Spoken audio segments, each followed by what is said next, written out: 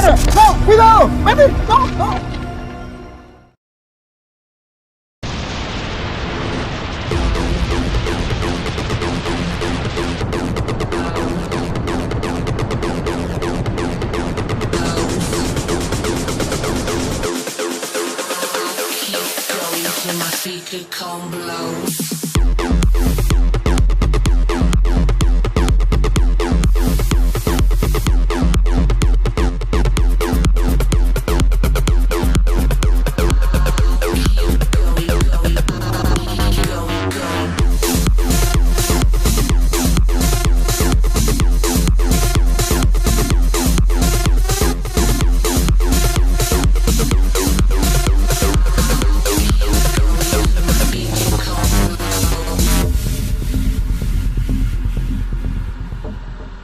¿Qué tal, amigos? Hoy nos encontramos en Arizona, en donde vamos a presenciar cómo se entrenan los perros para que eviten las serpientes de cascabel. Aquí me encuentro con Cody, que nos va a explicar brevemente cómo es todo este proceso. Hi Cody, nice to meet you. Rafael. So Cody, I have a few questions for you. It's not a secret that rattlesnakes are dangerous. They can take you or take your dog to the emergency room. Or some cases it could be fatal, you know. So I have a question. Which is the behavior that the dog can have the first time he has an encounter with the rattlesnakes? And what's the difference between a dog behavior and wild canines like coyotes, foxes, wolf? Yeah. So typically domestic dogs, they're not afraid of rattlesnakes, and so when they find one, they're curious. They want to sniff it, they want to see what it smells like and looks like.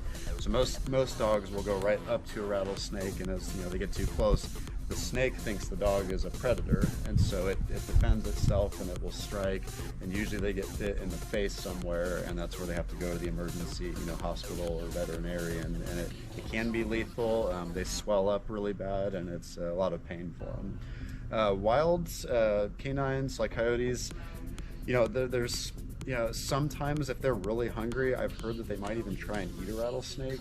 They're not totally immune to the bite though, so I'd have to think the coyote's pretty desperate to eat one. I think most of the time in nature they kind of leave each other alone, and it's probably over time the coyotes have learned that the rattlesnake is something to avoid. But yeah, domestic dogs, they don't know better. They try to go right up and play with one or sniff it and investigate.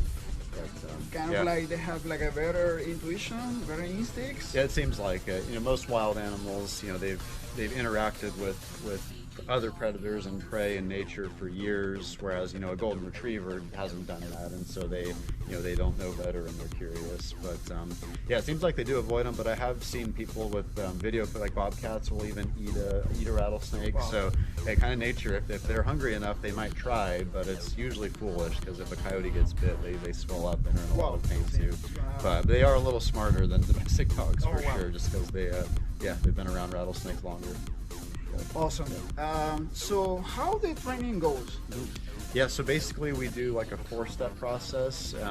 Essentially we use live rattlesnakes. They're muzzled so they can't get their mouth open. It's safe for the dogs to get close to it. And essentially what happens is we have the snake out. The dog wears an e-collar or a shock collar.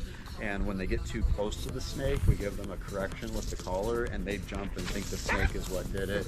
And they're kind of fooled into thinking that the snake is a threat and to leave it alone. And then we also use shed rattlesnake skins for scent work, and so we teach the dogs to avoid the smell of a rattlesnake. We have a little speaker that's hidden in a bush. We play a recording of a rattlesnake, make sure that they know to run from the sound of the rattlesnake. And then we end with a big rattlesnake, so that way the dog got to see 2 different sizes. Usually by the 4th step with the big snake, most dogs are avoiding it by that point. They want nothing to do with it, and they understand to leave it alone. Yeah, it's pretty clear for them. Yeah, it does a good job teaching them to be afraid of rattlesnakes. Nice. Yeah. So Cody, the next question is more intended for pro trainers, probably those who can manage their prey drive in their own dogs or clients' dogs, but they don't know everything about snakes at all. So can they do this training with fake snakes in general, like those that you buy for your cat, for example, or this is not gonna work? Yeah, that's a good question. So every dog is a little different. So if a fake snake works, I wouldn't need to use a venomous, live one.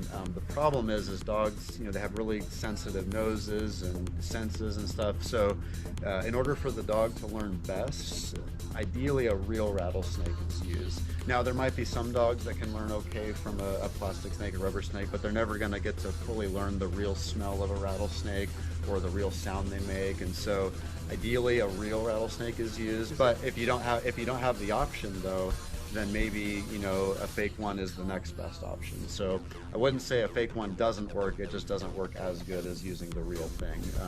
We get dogs that go through our training that will sometimes avoid all snakes after this, which that means that dog is more of a generalizer. We also get dogs that only avoid rattlesnakes after this training, and I think it's because some dogs they do a really good job of telling things apart. They have more sensitive noses that they're using a lot more, and then you get the overly cautious dogs that might avoid a hose after this, or something. So I think for the dogs that are more cautious, any snake might work, but for the dogs that have more prey drive and think and hunt more, they probably need a real rattlesnake to learn properly. So every snake has like different odors, different smells? Yeah, a little bit different odor, a little bit different color. So in nature, they're all a little bit different behavior, yes. So we've noticed this training works for all rattlesnakes. Like, it doesn't matter what kind of rattlesnake, if it's a sidewinder or a western diamondback, or some other kind of rattlesnake. It does seem to work for all of those. Like a king snake or a gopher snake, those are different, and to a dog, I think they smell different. They don't rattle, and so that's where the dog might still show interest in those, but they should know to leave a rattlesnake alone after the training. Like I said, some dogs avoid other snakes too. They just don't all. That's why we have to use a real rattlesnake for our training. Got it. Yeah. Last question. How often we should repeat this training, or just one time is enough? Yeah, so the first time is the most important. It lays the foundation.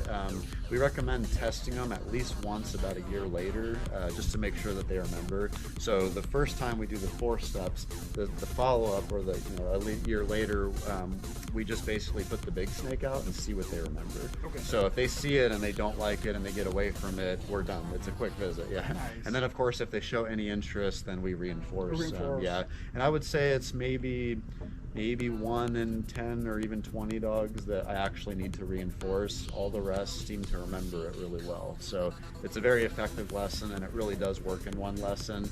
We just recommend testing to make sure that's true, just in case it's a dog that needs a little more. But yeah. Excellent. I think that's all. Do you want to share the social media accounts or your website? Yes, great. Please. Yeah. So our dog training website is rattlesnakeready.com. That is specifically the dog training. We also have a rattlesnake zoo. We have a lot of rattlesnakes on display, and we have a separate website for the zoo. It's called rattlesnakeranchaz.com. So that's www.rattlesnakeranchaz.com, or for the dog training, www.rattlesnakeready.com. We're also on Facebook and Instagram. You can find us there. And yeah, we post lots of pictures of dogs and snakes and all that. Excellent. So, thank you so much. Yeah. Next train. Yep.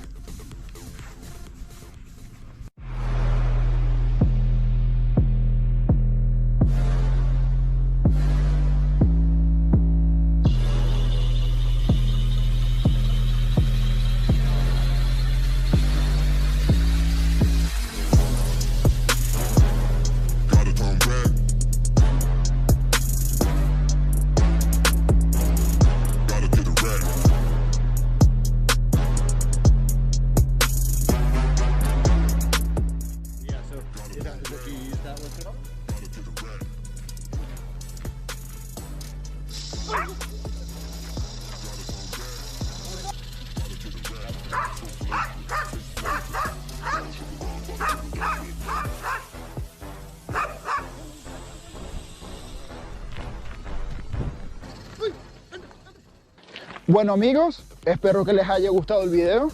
Suscríbanse al canal y activen la campana de notificaciones para más contenido como este. Mi nombre es Rafael Arias y esto fue Canines.